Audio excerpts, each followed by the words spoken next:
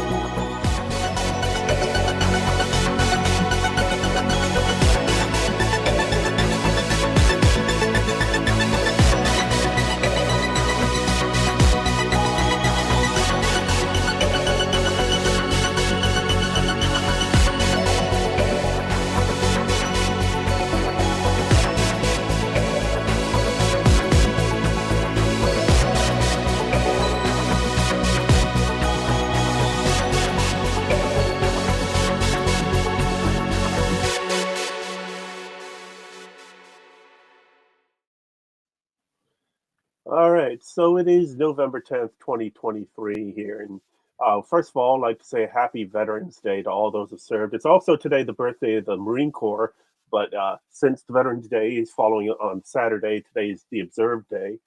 So thank you to all those who have served in the armed forces in both the United States and throughout the world, because originally Veterans Day started as Armistice Day at the end of World War One. So really, it's a time for all countries to celebrate those who have helped keep them free. Just out of curiosity, would you say that that today is kind of like something similar to Frontier Day on Star Trek, or is that something different? In a way, well, Frontier Day is them celebrating when the Enterprise NX-01 went out on its first mission. So the first journey into the final frontier. Right. Okay. Yeah. Now, one problem with Star Trek, it ends up they really did that in April, and April is also when we have First Contact Day. Right. You gotta be careful about loading up too many holidays in 1 month. Yeah, because we're about to run out, run out of Well, days. well, Actually, I think there is a. Is there not a day where there isn't a holiday, like in well, America at least? every day has something to it, but like in the United States, we currently have two federal holidays. That's by Mhm. law, federal holidays when federal offices are closed, state offices and are expected to be closed, And that's no mail Christmas. service. In November, it's Thanksgiving and Veterans Day. There is a push to add a third one, and that's Election Day to make it easier for people to get out and vote by Oh, making it a federal holiday. right. Uh, I know for my kids in school, they had off Election Day and the day before because the schools are where the elections are held in Virginia. Mm, And so they need a day to set up and a day for the election. And mm. since they had those 2 days off, they didn't get today off from school. They don't get Veterans Day. Oh, wow. Yeah, but so it's all a question of how you balance the calendar. And sit, Mhm. and we basically we added as a federal holiday. MLK Day was added in the early '80s in January, and then the most recent one, Juneteenth, was added back in 2021, the first year of the Biden Mhm. administration. I remember that. And that's it. All I'm living here in D.C., Washington D.C. area. It was a local holiday. There were a lot of people who took off that day of work because it was considered, at least in the African American community, their Independence Day. Right. So when in the aftermath of the George Floyd riots, it was felt that that was one way to give back to that community, was making Juneteenth a federal holiday. There was a Mhm. little bit of it didn't work out too well that first year because they approved it on like a Thursday, and President Biden signed it that day, Oh, wow. and Friday was the 19th. So we It was suddenly rather had, quick. Yeah. yeah, like my office, we had to all kinds of things we had to fix because suddenly we had a instant federal holiday. Now, of course, this is getting off topic from Star Trek. Now, we had 10 episodes of Series 4 of Lower Decks wrap up last week. Yeah. 10 straight weeks. We are now in a wilderness until Discovery makes its appearance in sometime in January 2024. Right. We do have a lot of news to cover today. But just now, looking back over the past 10 weeks, William, what did you think of the fourth season of Lower Decks? I really enjoyed it. My biggest thing that I really took away from season 4, Lower Decks, is the character development and growth. You know what? Skip the character development. We've already gotten that. The growth in each of the characters, because we got the character development in season 1 and 2, and probably wrapped up whatever was left in 3. Now we're growing on these characters, even to Lynn. Yeah. Like, so I thought I absolutely loved it. It's definitely it's something that I would go back and watch again, which I've noted that you did. Mhm. Um, the only 2 pet peeves that I had was that, and maybe they were just doing it because it's a cartoon and you can get away with it, but you kind of mentioned something earlier before the show began that there were some episodes that were just reference heavy. Mhm. And we gave that a pass, season 1 and 2. Let you find your footing, whatever. But now it's like, come on now, come on, guys. Like, but aside from that, I enjoyed it. I enjoyed it. I'm glad everyone else seemed to too. I haven't seen any real complaints about it. There was one complaint which I'm glad resolved itself, and that was Mariner's character. Mhm. No one on this show, and probably in other Trekkies, didn't really know where they were gonna go with Mariner's character. I took a guess, and I'm not gonna lie, I sound like Michael right now. I took a guess in speculating that, okay, maybe they're gonna do something in the season finale where we learn something. Why? Because yeah, she's been like this um the last 4 seasons, the last three seasons before, but this has been more in abundance, so something is going on up there mentally, like, and originally I thought it was something that had went wrong when she was stationed on Deep Space Nine during the Dominion War. That wasn't it either. Well, Apparently to a degree, it was part of it, but it was it part of wasn't. it. I mean, that she definitely suffering from a form of PTSD from the Dominion War. Definitely. Oh, okay. Believe. Let it load, let it load, let it load, let it load. The queen is coming. The queen is coming. Okay, where's my camera at? Free! Yay! I made it back! Yay! I mean, and the screaming you hear in the background is my Tribble, actually. Marie, you look so beautiful. How are you doing? Thank you! I am so thrilled to be back. Y'all don't even know. Oh man, it's we been too missed you long. so much. Oh, I have missed Trucker's Delight. I've missed you guys. I've missed everything. oh, I've had opinions. I have had opinions I know about you did. Oh yeah. about what's going on with Lower Decks, and I'm probably unpopular because I was not in love with this. Okay, that's Oh fine. man, let's talk about it. Let's I was talk not about in it. love. Oh my All right, do you want me to god. do a recap of just a quick recap of each episode, and then we'll get into your thoughts on it? That's a lot of recaps. No, it's not. It's not going to be extensive recap. Don't worry. It won't Okay. be extensive. It won't be Okay. extensive. Okay. All right, episode 1, Tuvix, Right. which is Okay. basically our heavy Voyager reference episode, but it does conclude with the major change of Boimler, Mariner, Tendi, and T'Lyn being promoted to Lieutenant Junior grade.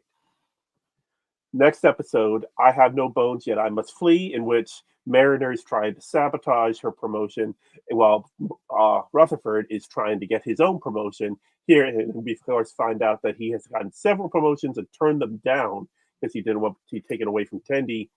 So now he gets his Lieutenant Junior grade. Also, Moopsy. Yes, and of course, Moopsy. We love Moopsy. Moopsy has become a fan phenomenon. Absolutely. Third episode, In the Cradle of Vexilon, where you had Boimler leading his first mission, as well as you had the rest of the Lower Decks crew being put through a kind of shit job. But then you have a bunch of references to episodes of Deep Space Nine, Next Generation, Voyager, all over the place in items collected in in the storage room of the Cerritos. Something borrowed, something green brought us to Orion for the first time in Star Trek history, where you had Tendi visiting her family with Mariner and T'Lyn in tow. We got to learn a little bit more about Orion culture and seeing the planet. Empathological Fallacies was a T'Lyn episode and dealt with members of the Beta Set Intelligence Agency, played by 3 great comedians, and just all kind of hell broke loose on the Cerritos. And of course, through all of this, we're getting each episode a little piece of this mystery of what is this mystery ship that is destroying other ships. Episode 6, Parth Ferengi's Heart Place, took us to Ferenginar, where we got to visit in with Rom and Lita again, back from Deep Space Nine. And we saw the first steps of Ferenginar joining the Federation, thanks to some wonderful negotiating by Captain Freeman. You had Boimler find out all about binge watching television. And we got a bit more catharsis and deep dive on Mariner, while Tendi and Rutherford had to take an interesting turn in their relationship. A few badges more. Episode 7 kind of wrapped up some of the storylines from previous episodes with our various AI atrocities that we've had to deal with, them being Peanut Hamper, Agamus, and Badgie. Episode 8, Caves, was a homage episode to all of the great cave episodes throughout Star Trek's history, with the 4 main crew back united again in a cave mission when, of course, things go wrong. And then we had our 2-part finale, starting with the Inner Fight, in which they're trying to wrap up find out the last information on this mystery ship. And it did lead us to one of Star Trek's hidden gems, being Nick Locarno. And we finally got some final background to what Mariner's deal is as we wrap it all up. That's a word. That's a word you used for him. Honestly, I mean, Jim, he's dead, Jim. Well, and I have to admit, that's one of the things I really loved about the episode is they end it with, well, some of his cells ended up being used, so we're gonna call the planet his name. Yeah. Right. I mean, at least his legacy gets to live on. But it's not his legacy, though. It is in fact the exact opposite of his legacy, because Nick Locarno is is that stereotypical, white male that it fully expects. I am so glad. Upward. I have been waiting for this conversation. I have been waiting. Yo, okay, bro. Can we please talk about? I married this man. Literally, can we? Oh my god! I called Jermaine. I called him as soon as I literally called him, and I said, "Can we please talk about the fact that Mariner has her hands up, and this dude has a gun pointed at her head, and he's saying shit like, oh, my perfect life was taken from me, and now I'm gonna get it back." And I'm going like, "You're missing your galaxy privilege, bruh. Like, what happened? What happened? What happened?" Little bit. I mean, and don't get me wrong, I'm ecstatic that he got exploded through his own hubris. Okay, Yes. like I think it's fantastic, Through right? a paywall. I know, which is like, and he's just. I'm like, wait a minute, it's a Ferengi bomb, yo. Like, what were you expecting? Exactly.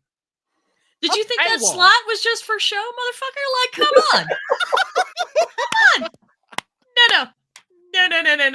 Also, I'm back, y'all, which means the profanity's back. Oh, yeah. And the misbehavior. Oh my god, I need my bourbon. Okay. Oh, we've had the misbehavior, but it wasn't fun misbehavior. It was Jason confusing the hell out of us misbehavior. So we're welcome. We're so happy to have you back. But anyway, like Locarno, I despised Locarno, and he's supposed to be despicable. He's supposed to be, though, right? Yeah. He's, and I love the fact that they got Robert Duncan McNeil to come back and do him. Yes. It was his birthday. By all accounts, Robert Duncan McNeil is a great guy. So like, it must have been really entertaining for him to play a douchebag bro. Like Locarno is like the Andrew Tate. Yes. Yo, that is a good way to put it. Like, I'm done. Like, no, like it's been a week. Okay, y'all. well, if that's the case, off the chain. By the way, I saw the posts and we saw your messages. We're glad you're okay. We're glad the boys are okay. Let me ask you this question real quick. So you said that you have like a few pet peeves of this season, or I was it do. I okay? do. What's going on? What's going on? So like let's talk a little bit about the pet peeves. And they're not Yeah. really pet peeves. I just really this season seemed a little fragmented. Okay. Like we had a lot of really great stuff. Yeah. I am here for the Orion badassery, right? Oh, I yeah. am here for it. I am looking forward to watching Tendi like take this shit down. Yeah. She's gonna. Which she's is what gonna- I think is yeah, going to happen next season, right? Yeah. Like It's gonna take over. Tendi. And also, can we briefly talk about how awesome a title "The Mistress of the Winter Constellations" is? Because I'm- like I wish I wish I were that awesome. I will never be that awesome, but like, damn, girl. Well, just the way that the esteem, just hearing those words roll off, and it seems like it should be just a nothing title, but when the way the Orions just crumble when they hear it, even on the Strange New Worlds crossover episode, when Boimler dropped that line, it was just like, ah. Yeah, no, And it's- like they yeah. are not fucking around with this. Like, and I They're really am not. I am looking forward to hearing about the primes. I'm looking forward to seeing, and I'm looking forward to seeing like the development, right? Okay, so Star Trek has done a really great job of picking a society to develop. Yeah. Each franchise iteration, with the exception of TOS, which is understandable. Yeah. So, like Next Generation Klingons, Deep Space Nine, Bajorans, Enterprise was Vulcans, shockingly. And I think Andorians. Strange New Worlds was not the brain. Jesus. The Gorn. Gorn. The Gorn. Thank you. Gorn and the Illyrians. And the Illyrians. We've also got we had Picard visit the Romulans, which I think is actually my favorite part, honestly, of that whole those seasons is actually like the development of the Romulan culture. So I mean, I think Orions are coming into like lower decks, and I'm kind of entertained that this is where they're coming in. Right? The comic installment in the franchise. Right. So I'm here for that. I'm here for Tendi finally getting some Tendi focused stories because it's Right. 4 seasons in, bro, and we just started. Yeah, It's true. definitely feels It's that true. way. I mean, she did have a few episodes early on where she was kind of the fish out of water, but Yeah. I mean, she came into her own by the end of the second season. So pretty much she had a bit of arrested development throughout the whole third season. Right. And I mean, we even got a whole Rutherford thing with like the 2 Rutherfords and the whole like implant, blah blah blah blah. So we've been overdue for Tendi.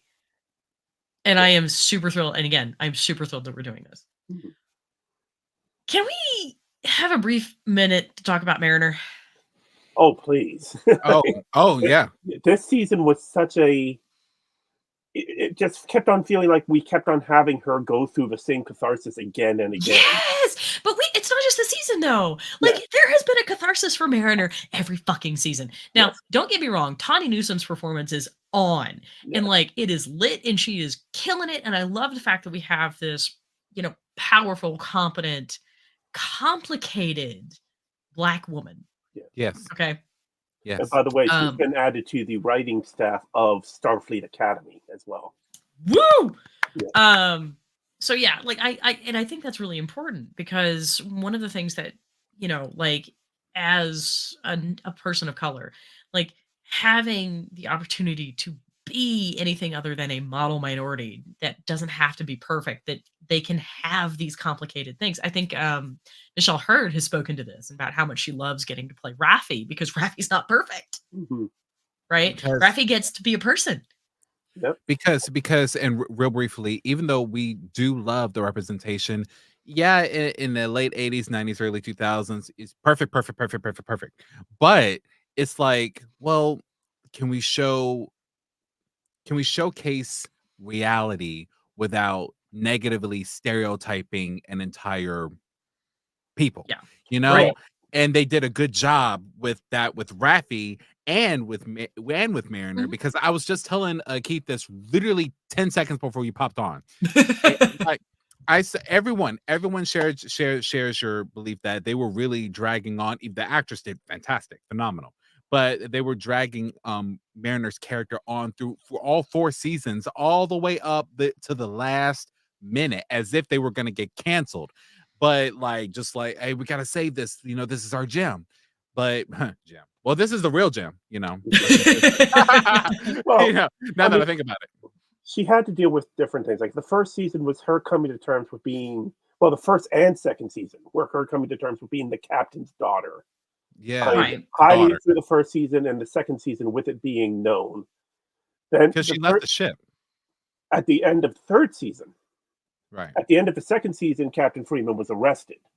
So at the end of the third season, they had to try to save her, but they ended up not having to. And then she ended up leaving the ship, being kicked off for something she didn't even do. Right. And so then it was her basically. And we get a callback to that actually in the final episode. Oh yeah, because we saw her again. We saw Petra Aberdeen. We saw Petra Aberdeen. Yes.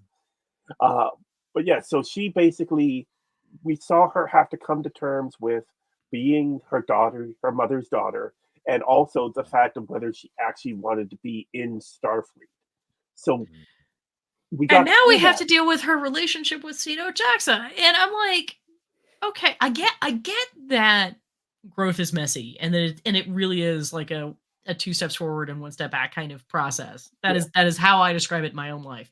But in terms of storytelling, y'all, we can do more with Mariner. Can we let her be competent now? Yeah. Please?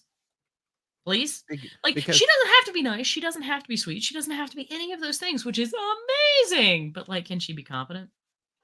Please, because they were just really, they were really dragging it. I'm glad with what she did in the end. I like all of that, but it's kind of like how they did Bella's character in Twilight. Like, you didn't really see anything until literally the part 2 of the last film. Yeah, I'd say more the best Mariner episode for actually showing her as someone who actually knows what she's doing is Caves. Because she had the story of where she actually got to lead a mission. And when I watched it the third time, I realized it was her as Lieutenant Junior Grade Mariner leading that mission of Delta Crew. Right. So we got to see her in charge. But it does feel, in terms of storytelling, rather repetitive. Yes. Especially when we are dealing with such a talented ensemble cast. And we are. Absolutely. I mean, even if we're not seeing their bodies, like the voice cast is amazing. Yeah, and we have great writing, and we know we have the capacity for great writing. The other thing that really bothered me about how we wrapped this up, why did we have to have a random Nova fleet? Like, what? So okay, so one of the things I love about Lower Decks, and I'm sorry, let me finish this before go ahead we move, because I will lose it. One of the things I love about Lower Decks is about showing Starfleet from a totally different perspective. Yes. It's not about like being the captain. It's not about the movers and shakers. It's about the underbelly. So we're actually getting to see these different aspects of Starfleet. Well, in both the Inner Fight, which, haha, I see your pun. Not impressed. And you missed that 2 weeks ago. We really needed you for that. Old friends, new planets, which is, that's a savage ass title. Let's talk about that. Okay, that was profoundly literal. Yep. Yeah. I didn't know how literal they're gonna get with it. Like, that was. Let me show you on the doll where that touched me. Literal. Mariner's so badass she will turn your ass into a planet. Right. Well, love it. Aww. Anyway, we have had the opportunity. There's like a narrative through line in these last couple of episodes, really, where we're seeing Starfleet officers being viewed by members outside of the Federation, right? And there's a whole conversation that we could have had in the Inner Fight, and we just skip it in the favor of making Captain Freeman look competent, which, don't get me wrong, thrilled Captain Freeman is competent, but like, there's a really interesting story to be told about these people who are like, wait a minute, you think you're better than us, and you're not. And that is one of the issues that I think we really need to grapple with. And I am pro Federation. Let's be real. Mhm. I'm on this podcast. I write about Star Trek. Right. Okay. But that's a really interesting kind of tension because there is more than one way of being. Yeah. And if we're really going to embrace Federation values, we have to embrace that there is more than one way of being. So, like this whole concept of, well, we thought you were lawless. They're not. It's just a different concept of morality and law, Mhm. right, on that planet. And then we have this whole conversation about the people joining Nova Fleet, being lower deckers, the disenfranchised in this alleged meritocracy. And then we drop the ball almost entirely. And I was really frustrated with that because I'm like, that is actually truer to what Lower Decks is doing than the Lower Decks references that you were shoehorning in. Mhm. Yeah, 'cause I mean, it would have been a much more interesting episode, I think, if we'd really had to engage with the legitimate criticisms of Starfleet, because there are legitimate criticisms of Starfleet and the Federation to be made. And I think Lower Decks is the perfect place to do it. I'm 100% down with Nick Locarno as the representation for this certain type of entitled white male getting taken down. Mhm. I may have had popcorn for my second watch through. Like, not gonna lie. I'm like, you're gonna blow up. You're gonna blow up. Ooh, that's butter. Um, like, that's fantastic, and I love the fact that we're doing that, and especially that we're doing that in the political climate that we're in. Yes. And I get it that it was made last year. I got that, but the seeds of what we're dealing with now were present last year. Mhm. Yeah, the fact that you had, I mean, even when he was fighting with Mariner, he still said, "I graduated top of my class." No, dude, you didn't graduate.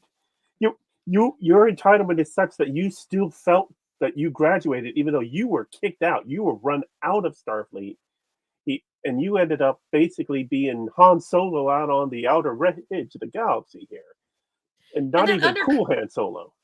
oh my god. Like, Nick Locarno wishes he shot first. Yes. And that also sort of undercuts the only good thing Nick Locarno did in The First Duty, which is accepting responsibility for everything. Right. That's why Cito and Wes were allowed to stay in the academy, is because Nick Locarno took the fall. He owned it up and he sucked it up and he took it. And it feels like this episode undid all of that. Yeah, it kind of reminded me of, with him naming it Nova Fleet, and the fact that the symbol is the Covard starburst, which is what got him into trouble in the first place. It kind of gave me shades of Al Bundy talking about scoring 4 touchdowns in a single game for Polk High in his senior year. That, the guy stuck in high school with that one thing, but There are ways to do that. Yeah. Right? And I think you're right. I think you're really hitting on something with this concept. Like, we do have this, and we all know that guy. Yes. All right? We all know that guy. We all know the guy who peaked in high school. Yep. Or college, in the case of As it may be. Yeah. We all know that guy. But it just undercuts, I think, one of the best parts of that episode. And there are plenty of other characters that we could have pulled for this. You're on mute, boo. Yes. We can't hear you. How about now? Yes. Okay, cool. All right. So did it really? I think I called you boo, and I'm sorry. You did? I just now noticed it. But always my love. Always. I liked it. It was okay. So did it really undercut it if and this is where I'm gonna get debatey here. Did it because I really want to know. Did it really undercut it, since we everyone in this room, the only reason that the character split is because of Lower Decks now. But we knew where Nick Locarno's character was going to go because of Tom Paris. Every Trekkie knew until this episode. Like, So did it really undercut it since Nick was going to end up in a penal colony anyway, and probably joining the Maquis later on? Like they couldn't afford the name, so the only thing they could do was get aspects of the story and get the same actor. So is it really that far fetched? So I You see I what see I'm what saying? you're saying. I see what you're saying from the meta perspective, right? You know, like this is the history. This is where we know they were going. But the way they set up canon, the way they set up the story, Mhm. um, that's not what happened. Right. Look, at least now, Right? it's It's not even a question of at least now, because I think Nick Locarno. Because so first off, Nick Locarno was not going to a penal planet, right? Like he was just being kicked out. Yeah. He was just being kicked out. Because at the end of the day, Josh consented to doing the Culver maneuver, Starburst maneuver. And it was He did. effing stupid, but He did. It may have been Locarno's plan, but the dude Josh, he set himself up. Like, yeah. Right. And so it's entirely possible that like it's entirely possible that could have been a watershed moment for Nick Locarno, right? Mhm. Like this. Yeah, I'm gonna take this on. I'm gonna take this on the nose. I'm gonna figure out a way to repurpose. Because I don't know about y'all, but I have now reinvented my life. Like I'm on plan M, maybe. Hey, class M. That means there's life. Lucky number 13. In charter class, right? And there are ways to do that. And I think you could have built on that. You could have built on that and done other things. And I also think that the Nick Locarno of going into that episode, like before that moment, is exactly what could have been used for this episode. But like, it just sort of sticks in my craw, right? Because that was what we hear from Locarno later is that he didn't mean it. Mhm. That and that he rewrote reality in his head, that it was something different. He was in denial for 13 years. And it's just and I get that happens. Believe me, y'all. Believe me. Oh, we know. Hey, trust me, as far as seeing an image of currently in, let's just say, a certain country, there is a person who is of a certain class that seems to appeal to a lower class for no reason whatsoever, except he says what they think is right. Oh my God. But believes in his own reality. Oh my God. All the evidence to the contrary. I will say this. The reason I've been dying for this conversation is because I think, at least for me, other than Cardassians, Packlets, and some other species that represented racist fucks in America, I really, man, we really are asked to turn the light after dark. Hey. I love my Caucasian brothers and sisters, present company included, which is why. Oh no, racist fuck is that. Fair enough. That's why there's I just want to make it clear for audience. There's a clear difference. Like, so that said, I think for me, this is the first time that we've actually seen a human portray this ideology here. You know what I'm saying? Have we seen this before in a human? Yeah, I think so. Now I've seen xenophobic stuff in Enterprise. We've seen that, but I mean, Terra Prime, for example, are by definitions racist fucks. Yes, exactly. The Maquis and they were human. And the Maquis for a bit, in the case of Michael Eddington. And calling them Eddington. Yeah. He saw himself as Jean Valjean to Cisco Javert. When that is that's the ultimate. That is like a very toxic. That is a very toxic savior complex, like that Eddington had. Like Locarno, though, he could not come to. We thought he did, but he could not come to terms with the mistake that he had made. He just telling Mariner, shut up. And I'm going like, dude, you sound like my classmate from the 9th grade. like and his No, name I is mean, Nathan. it's a very you're right. It's a very childish It's response. very childish You know, response. And like he doesn't have anything to respond to this. He doesn't have like a comeback because like Mariner's right.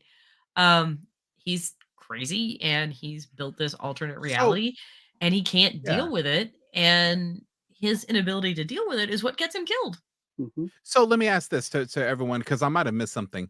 What was other than the obvious with the fleet from Wish? What was Nick doing these last 13 years? He was He he was living on New Saxon. He was taking piloting, taking jobs that he could find him, and while he was doing it, he was building Nova One. He so was the he Han built Solo from Timu. it's the Timu for me. Yeah. No, it's not even Wish. It's a step down. Yeah, it's just one step down. Dang. Oh, it's the cardboard table on the street corner. Han Yeah. Solo. Yeah. Because Nova Squadron really is this testament to his hubris. And, he's pretty slick about how he convinces people um to come into his, but he's still not come under his wing. He's still not willing to commit though. Hmm. Like, which is why everybody survived. I'm not gonna Like, lie. I don't think Matt Mariner's right that there was a core of goodness. I really just sort of think that was he just didn't want to commit. I'm not gonna lie. Part of me was like hoping that he and Tom Paris would be like cousins or something, and that he would be jealous. No, I'm serious. This would have solidified the Locarno story perfectly. Like, how did Tom Paris get lost all the way in the Delta Quadrant, come back, and he's a commander, he's this, he can pilot, he has a wife, he has a kid, he has all of this. I don't have any of that. Like, real quick on that before I forget. When we saw Tom Paris in season 1 of Lower Decks, he was a full lieutenant, having gotten promoted from lieutenant junior grade at the end of Voyager. wait a minute, that was junior grade? I thought that was straight up lieutenant. No, he was No, he was lieutenant JJ. junior grade. And when they started, he was lieutenant junior grade. He got bumped down to ensign. Yep. And then they brought back up to lieutenant junior grade. And now he's a full lieutenant. Yes. In Tuvix, the first episode of this season, when they were on Voyager, when you saw the Tom Paris mannequin, he had the 2 pips for full lieutenant. In other words, it had his current rank. And how many pips did Harry Kim have? It's sad. Wesley got promoted faster than yeah, that's sad. I mean, I have to admit, I follow a lot of Trek book stuff. I know you're all shocked to hear that. And it's kind of a fandom thing where if Garrett Wong visits like a Starfleet International chapter, they will promote him. Oh, Bro, I was gonna say give him his own ship, but they kind of beat us to it in Endgame. But I hope that Harry is doing good now in the Prime universe. Right. yeah. I mean, I think Legacy would be a great place for him to make at least a cameo or something. Yes, as an admiral. He's up for it. As an admiral. Can we also have a brief conversation about how I want Legacy to happen? Yes. Well, yes. There's a new petition that went up this week with the end of the Screen Actors strike, and it's getting signatures again, and people are doing the things to promote it again. And of course, Jerry Ryan has gone from marching every day to picket for this strike to going right into pushing Legacy as hard as she can as well. Because I think that would be an amazing show, and it would be a great way. It would be a great way to bring back Worf too. Yep. I'm gonna be on that show. I'm gonna be on the show. Yep. So I would love to see this. I'm thrilled to hear the news about Prodigy 2. Still mad at Paramount about it. Yeah. I'm never not gonna be, but thrilled that we're moving to Netflix. Yeah, and we do have a date on that now. Season 1 will premiere on Christmas Day on Netflix. They announced it this week. It was a Netflix Geeked Week, and so they were doing all kinds of announcements of supposed geek culture things. So that included announcing Prodigy Season 1. No date on Prodigy Season 2 yet because they're still in post development on that, post production. Oh, they're editing it. Okay.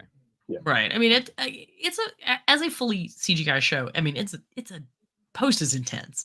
Yeah, it is. This It's a lot. isn't like Lower Decks. This is Well, and plus, if they had to re-record any audio, they couldn't because of the strike. SAG-AFTRA strike. Right. That makes sense. But so so if we're going to talk about what we hope to see in Lower Decks going forward. Mhm. Okay. Again, I want to see Tendi kicking ass and taking names. I don't want her though. I don't want her to depose to Erica though. No, she won't. No. She won't. Because I'm developing a real fondness for Erica. Mhm. Like the zero fucks given approach there is just amazing. And that's Ariel Winter from Modern Family. That's the voice of Erica. Okay. I think it's also time now to do some development on Boyms. I mean, he took a backseat this season. But I'm gonna say, but he did command the Cerritos finally. He did. Yeah. And I'm glad he did that. But it would be nice to go to do a little bit more with Boimler. Yeah, he was like the C story on several episodes. Yes. Yes. And to be fair though, I mean, it was time, right? Because I mean, it had been the Boiler Mariner show for a minute. Like they were trying to spread it out. But I see what you're saying though. Like even when they did spread it out, they still didn't give Tendi her due. Like, and so it's kind of like, what are you doing? Well, because they were trying, we had to add Lynn into the equation this year. Right. So, which I love Lynn. Yes. Love Lynn. Yeah, and she was great, and she's only a guest star, so that's why she was only in so many episodes. Science besties. Yes. But they did give her own episode with pathological fallacies. Yeah. But it felt weird that we never had a really strong Tendi episode before, and now Lynn gets her own episode, and she's only been on the show for a minute. Yeah. Right. I mean, it's kind of like the Black Widow phenomenon. Yes. Like we don't get a Black Widow movie until after she's dead. You know what's crazy? And I'm sure there are others that'll be like, oh yeah, there's that. But the only Tendi episode, which really wasn't an episode, was the universe is balanced on the back of a giant koala. You know, that one where she kind of fell for the dude whose mishmash she messed up. Like the guy that's ascending, yes. Yeah, right. The ascending guy, which that was the only love interest there was, which I'm kind of okay for 2 seconds. I'm glad that Rutherford and Tendi are not a thing. Yes. I did not need that. I'm glad that they acknowledged that. So that to me, that was like a kudo points towards Tendi's character, because I don't want that. And they do love each other. We knew that. We saw it in every minute they were together, but it didn't need to be romantic love. It didn't need to be. Like there are a whole bunch of types of love. It's nice to see. Yeah. It's nice to see it not be boy meets girl. Yeah, right. I mean, yeah. Thinking back over the seasons, you had a peanut hamper episode last season, and the closest thing we had to a Tendi episode was the B story on Boimler's Crisis Point 2, in which she took command of the actual storyline, and we found out that she someday wants to be a captain, which is great, but why? That's the B story. Yeah, Tendi had a lot of highlight moments, like the time she hijacked the ship from going into the wormhole on the Deep Space Nine episode. Yep, like that was nice highlights, but that's all they were. But that was more her fighting back over the image of Orions, but based on this guy from Cincinnati who, total Negro. We know more about him than we do about Tendi. Right? I'm like, he had the same upbringing as Worf. Like, I was raised in Cincinnati. But I mean, like the Orions have been with us since TOS. Yeah, since the very beginning, the Cage. And this is the first time we saw their homeworld, right? Yes. And it's the first time we're really getting a chance to see who they are in a non-biased setting, right? I mean, because they've been they've been the slimy villains, the pirates, right? Or the slave girls, like never anything, and then the conniving slave girls. Yes. And what I loved about I'm gonna ruin this. and mythological fallacies. Marie speaks English. It's a tough word. It's an SAT word. We understand. Right. But what I liked about that is nobody was demonized for the pheromones, right? The moans. Nobody was demonized for that. It was literally just, this is how this is working in this culture, and her mastery of her sexuality is normal. Yeah. Me and Jermaine want to go to that bar, by the way. I would love to see what happens if you guys go to that bar. Honestly, I'm not gonna lie. I'm like I said to Jermaine, if this episode is not every gay person's favorite episode on this season, bro, you cannot tell me you do not want to go, or at least go to Cork and get a holodeck suite of being on Orion. Like, come on. Like, right? I painted myself green for Halloween, did a horrible job at it, but I was still in Orion, even though we love you. thought I was Hulk. I mean, thank you. I love you too. Everyone thought that I was a Hulk from Temu. Like, yeah, so like, but I really, because society really struggles with this concept of, you know, the horror of the Madonna. And Star Trek does this a little bit too. Which is why we see far more acceptance of like male sexuality in Trek than we do female sexuality. Yeah. I mean, you don't see Captain Picard fucking a candle ghost. Okay? Yeah. What? No. Just the person that fucked the ghost. Right. There's a there is a reason, and Sub Rosa is such a weird episode anyway, because it just like, why pick her? And plus Space Scotland. I'm just not even touching that. Like that was a thing that happened. Yeah. That was a thing that happened. Space Scotland was better than Space Africa though. True. Yeah. By a lot. I second that. And Space Ireland. Oh God. I'm still stuck on that, y'all. I'm still stuck on that. Space Ireland was really offensive. It's been 400 years, and you mean to tell me that I can understand the culture, but the accents and everything is the same? Like, negative. Bro, I'm still stuck on that. Like, yeah, I mean, it's a whole thing. Yeah, no, those are the dark episodes of TNG. Those were seasons 1 and 2. We can say, you know, that's before Measure of a Man. That's the right. I like that. That's where I approve where you're putting a benchmark. By the way, yeah, he's. I usually refer to that as the Worf hair benchmark, but like, I was going to say the firewall is Measure of a Man. That's when it became Trek. It became better. Yes. But it still never really deals with female sexuality well. Right.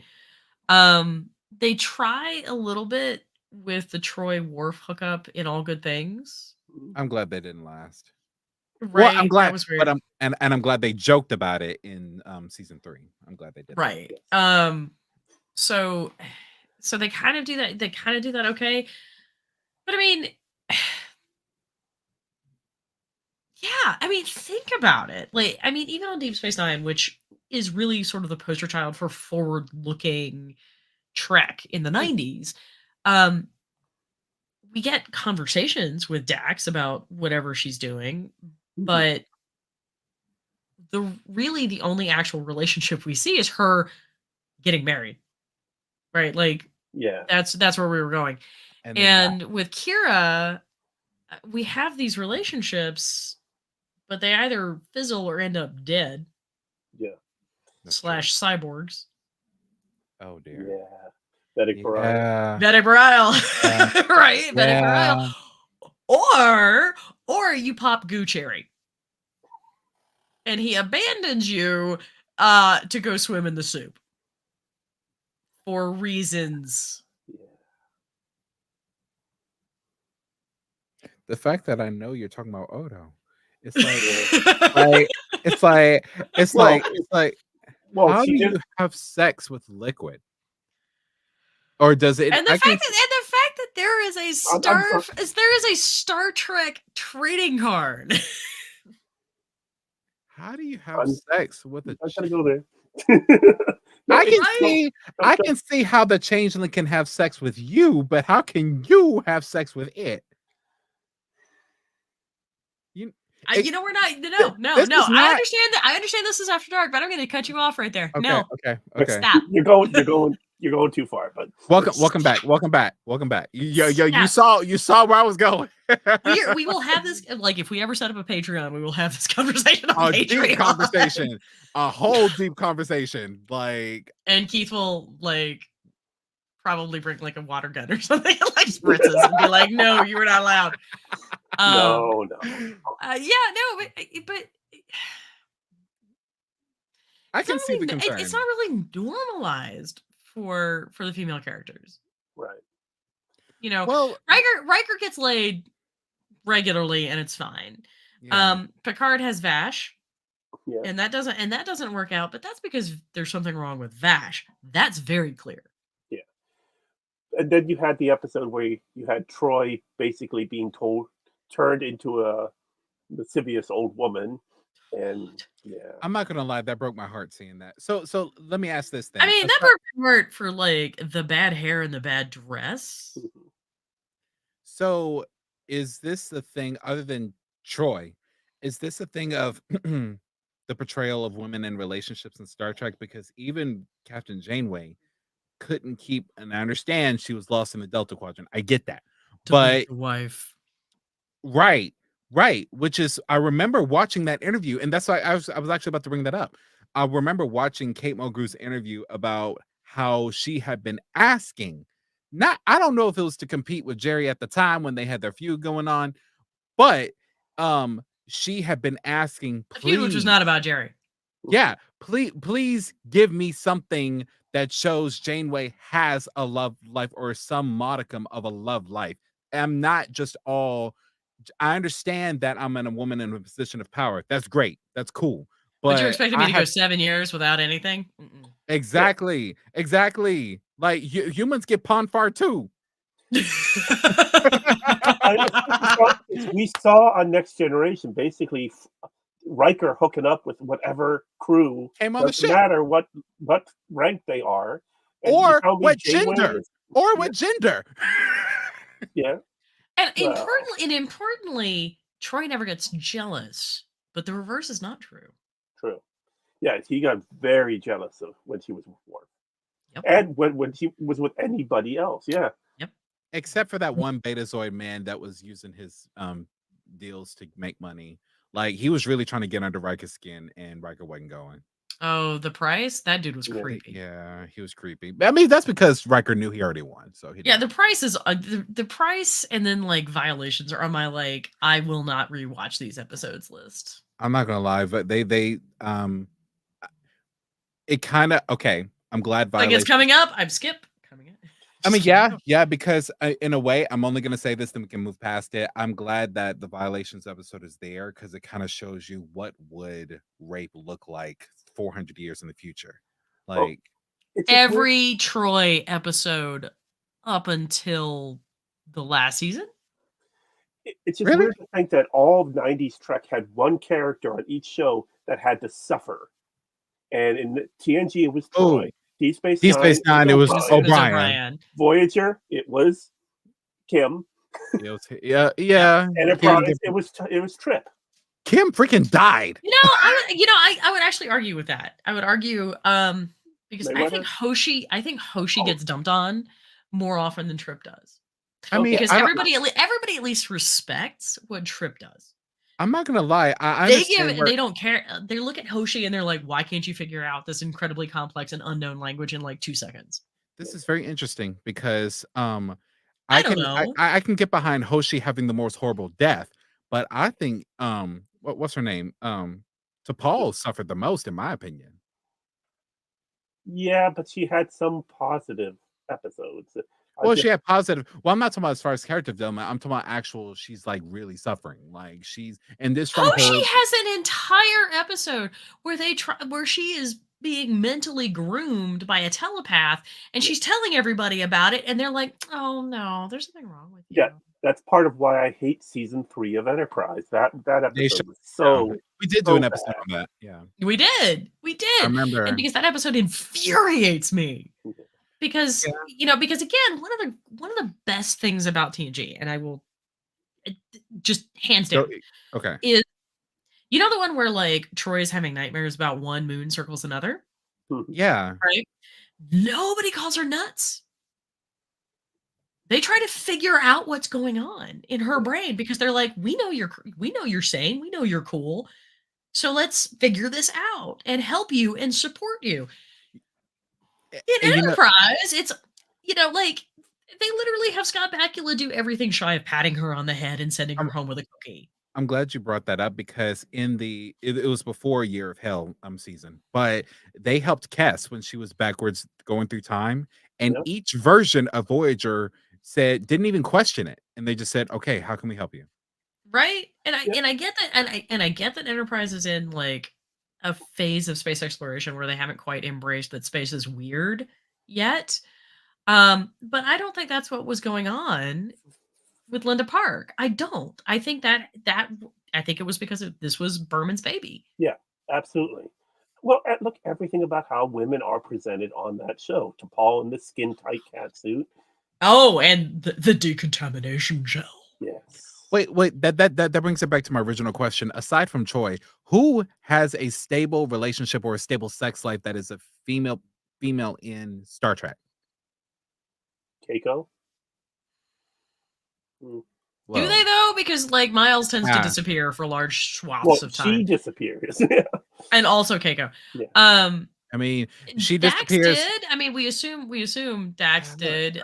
Judging by the number of times she had to go to the infirmary, and Bashir is just like. Lita did with Bashir and then with Rom. Yeah, and considering how we saw her in this season of Lower Decks, she seems to be doing quite well for herself. All right, but let's talk about that for a second, okay? Because. And I understand that Lita was very much a supporting character for a supporting character. Yeah. All right. But the stories in Deep Space Nine are about Rom. Yes. Not about Lita. Lita's agency is secondary. The most which is what's really fun about Hearth, the Heart Place, Hearth, whatever. What's really fun about that is that we're seeing Lita take charge. And Lita have agency. And I think that's the difference between the 90s and 2023. Yeah, her as first clerk, not just the wife of the Vegas, but an actual title and responsibility was so fantastic to see. Because, yes, she was the Dabo girl who then quit and was selling Jamja props on the promenade when she couldn't work anymore. Yeah. To see her actually in a position of power was fantastic. I mean, it is. And, she is serving as and what I like about that is it's also what we don't really get to see a lot of, which is a functional partnership. Mm-hmm. Well, that's also name one other functional partnership. You save more money when you switch to single. That's all I gotta say. Because and I know somebody in the comments is going to be like, Riker and Trek. No. Oh, well, yes, they are our poster relationship of Trek. We get that, but they're not though. They're not. Geordi and Data. Well, yeah. And suddenly, all of Archive of Our Own said yes. Yeah. Well, yeah, you say Spock and Kirk, and all the slash fiction goes yes. I mean, there's 60 years of that shit. Look, I will say the only thing that kind of like not levels the playing field, but the only thing that kind of evens it out between the genders is kind of how they did Geordi and Harry. Like they just couldn't for the life of them. They just could not like get anyone. No. But that okay, so that's also fun, and we've talked about this on FTP before. That has everything to do with the fact that LeVar Burton and Garrett Wang aren't white. Yeah. That is a whole conversation about. That is a whole different Jordy cannot have a normal relationship because in the 90s everybody was trying to figure out how to make that work for a black man. And he was originally supposed to be gay. So like, yeah. Well, like, I was listening to someone talk about the Love Boat, and when it showed that they featured a guest actress that was a black woman, they're like, "Oh, so Isaac's gonna get laid this episode." Yeah. Yeah. And you know, like you sort of, I mean, notably we see him trying to get like paired off with Leah Brahms, and that doesn't happen, and that has a lot to do with like a very, very specific and ugly latent racism. I think we did see Leah later on in Lower Decks, didn't we? We saw in Yeah, we see a hologram of her, I think. No, we saw an imagination. It was in Rutherford's mind being Okay, yeah, a mental construct. Okay. Mental construct. Okay. There's the mental construct. When he's in his when it's the implant episode. Well, when they're picking up the green balls on the one planet and it's bringing to life their fantasies. Okay. Yeah. And then when they break them, and all of a sudden it's bringing to life all their nightmares. So yeah. So like that whole thing, and I think that's really fascinating to contrast that with what happens with Worf, in Deep Space Nine, except for the fact that they're not human. Yeah. They get to do this because it's not a question of a black man and a white woman. It's a Klingon and a Trill. Yes. Yeah. An already well-established Trill that has Klingon sympathies. Exactly. Like, I mean, we built up a lot here. Yes. Because I mean that's a thing, you know. Like, I mean, also, I mean, think about what other like pieces of media you're looking at in the 90s. You have a few sort of seminal works like In Living Color, right? Where you're seeing like black men and women having relationships, but those are black shows. Yeah, like Family Matters. There's very little crossover. Right. It seems like the only human on human thing that I can remember, aside from Discovery, was really in TOS, and even then that was forced. The kiss. Right. Yeah. Right. Plato's Stepchildren. Right. Yes. Watch that episode, and it is the thing. It's not okay. Because I remember telling, and I went on a whole hour rant, and I had no idea how truly upset I was about it. This was about a year ago, and it was probably one of the last Black Trek episodes I did, which I need to bring back. And I titled it "What is Representation?" Now I understood. You get the Bajorans, you get the Cardassians, you get the Klingons, we get what, because it's Star Trek, you know, it's the only way that you can make it to air and not get canceled in the first 2 episodes, you know. But now that we're 50 years in, it's like I understand that we're here and I want to keep doing that, but it's kind of like where I was going with the Nick Locarno thing. He's human. He's a Caucasian male. He has blonde hair, blue eyes. Well, in a dark 5 o'clock shadow and everything, but I would call him a dishwater blonde, really. Okay, cool. And it's like I actually want to see us now. I don't want to see someone who is representing us. I want to see us now, you know. And I'm not trying to make Star Trek about humans. I'm not doing that, but I am saying, can we please show us in our form, just like Rothy's character. I loved that. That was great.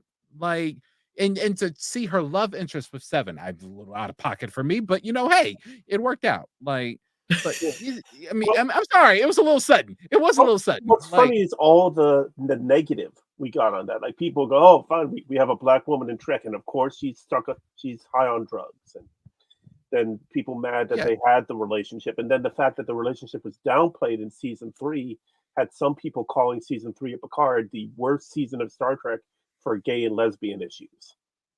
Yeah, well, yeah. I mean, in all fairness,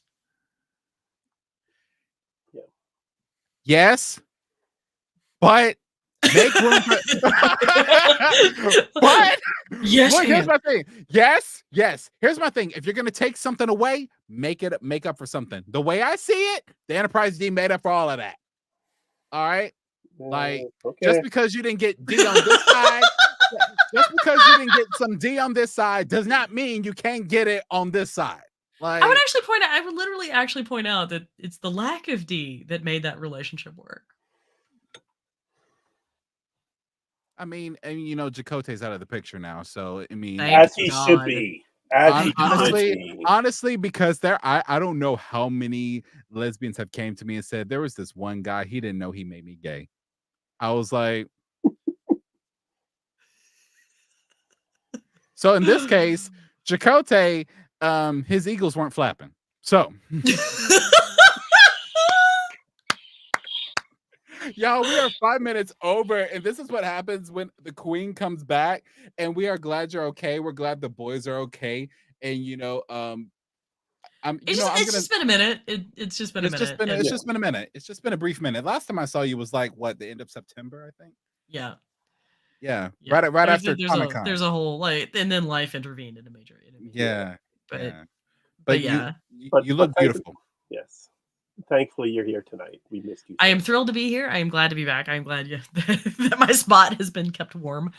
Well, no one could replace you. So no one. No, no one even tried either. Like mainly, there were many moments that I think Keith can attest to this, that we said this would be a Marie moment right here, or we need Marie right now. We need Marie right now, because baby, Michael and Jason, they're like twins. Like they're like twins. Like they just God. Okay. Before we go, there's one thing I wanted to bring up for you guys. Yes, the news. Right. Well, no, there's news, but also our friend of the show, Aaron Walke, tweeted out that it would be absolutely delighted if season 2 of Star Trek Prodigy winds up being the 47th season of Star Trek. So I broke this down and did the math. 3 seasons of TOS, 2 of TAS, 7 of TNG, 7 of DS9, 7 of Voy, 4 Enterprise, 4 Discovery, 3 Picard, 4 Lower Decks, 1 Prodigy, 2 Strange New Worlds, 2 Short Treks. That makes 46. So that means either Discovery Season 5 or Prodigy Season 2 would be the 47th season of Star Trek, if you don't count very short treks, and really you shouldn't count very short treks. Wow. Yeah. 47. I will say that I did see Aaron Walke did do a podcast interview last week on a different Trek podcast. So hey, we definitely know that he's open to it. And yeah, he's been on Trek Culture a couple times. Oh yeah, absolutely. Yeah, Speaking but of, go ahead, please. No, I just think, like, it's important to state that, like, our support is 100% behind Prodigy. It's good Trek. Absolutely. It's definitely good Trek. I think it's good for it's that show where, you know how they made 2D/3D animated animation in the early 2000s, late 90s, that was meant for children and adults. It's like for the adults, we can see right through the lines and we know that it's good, but our children can also watch it and still enjoy it, you know? Kind of like watching. I didn't know this, and I'm gonna be brief. I didn't know that I was like, Mom, you're all like something years old. At the time I was like 9. Why are y'all watching Ice Age? They said, why are y'all watching Shrek? And she said, it's funny. Because it's funny. I didn't get that at the time. Now, as I'm watching it, I'm like, how did I not catch this? Like, because and that's the humor just went right over your head. Right. And that's what Prodigy is to me. It's like, if you're a Trekkie, you're gonna see not just references, but relationships and things that you won't catch if you're 8 years old. Well, with Prodigy, you have them meeting the benchmarks for us to learn about more of what Star Trek is, and from a new angle. And for us long-term fans, we're watching it and we're seeing the seeds of it, and we're seeing them put it together. Right. And the fact that it was so well constructed the whole season, and just bringing us into Starfleet, it couldn't have been something done in only a couple episodes. It needed the full 20 episodes to get there. Yeah. Right. And we can spend Christmas Day watching all 20 episodes too. Honestly, Merry Christmas. Yep, I know it's going to be on my at least one of the televisions in my house. absolutely. At least Yeah, that and the Doctor Who Christmas special. Right. That'll be my day. someone finally got me hooked into watching Doctor Who, so I'm kind of going through it. Well, we're about to have the first Black Doctor, so it's a good time to join. I'm not gonna lie. I was kind of. I hope he gets less hate than Jodie did. I mean, he won't. But Dude, it's not the Star Wars fandom though. Considering he's one. Oh my God! Considering he's one of the Kens, going from that to Yo, the fact that Anson Mount had to step forward and it was during the Kenobi show. Oh God, they rated that actress through the coals. Like, Reba, just as bad as they did. Kelly Marie Tran. Yeah. Yep.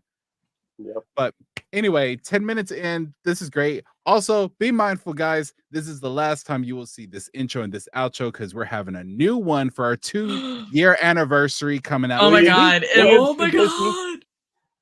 So I might be embarrassing Marie a little bit. It's all love, though. Hey, I'm actually going to be listed in the crew credits. That's right. Yes. I'm going to be here for a year and a half. Yes. Keith is like, it's about time.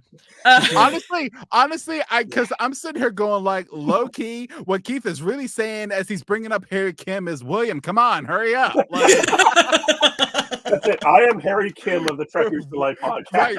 Can we talk about this? Like, he just really. Well, considering my love life, it's pretty much literally the skeleton crew. He has led the Thursday shows. He has taken point on introductions. He has done summaries. He's done explanations. He's done it all. He's done it all. I think it's time to give him more than just a name, but a brief clip. Like the rest of us, like where he actually says a thing or two. I think that's I'm a little concerned about how you're going to embarrass me, though. Oh, I already got you. Don't worry about that. Sure, he's embarrassing you with love. It's gonna be with love. It's gonna be with love.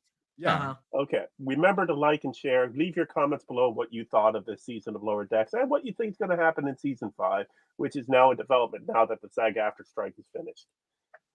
And we're going to have some time before Star Trek Discovery Season 5 hits in January. So if you have some ideas of what you'd like to hear us talk about or see, if we want to go back and watch some old Trek, like I would love for us to do a live watch of Star Trek 5 and all suffer together. We have the time. I am overdue. I am overdue for that. No, but we should actually do it like we're watching it and like stopping at key points and talking about it. I think that would be fun. I can see. Oh my gosh, you lost your signal. Bud. It's all right. No, like, all right. I do that. I do that about once a year, and I am overdue. Oh, okay. That's why I keep a backup just for this reason. Okay. All right, folks. As we say, like, subscribe, and let us know what you'd like to see in the comments. We have been Trekkers Delight After Dark. In a big way. Skeleton crew in a big way. Oh yeah, for sure. And happy Veterans Day to all those who served, and we'll see you next week. Happy Veterans Day. Later, guys.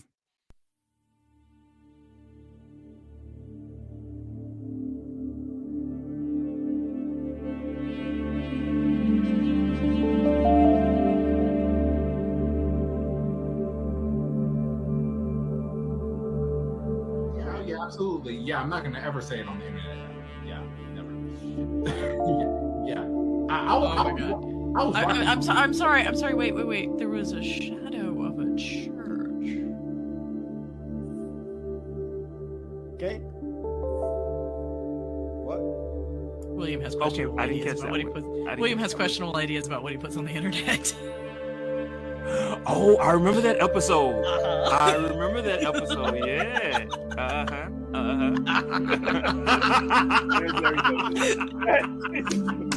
Wait. What? Wait.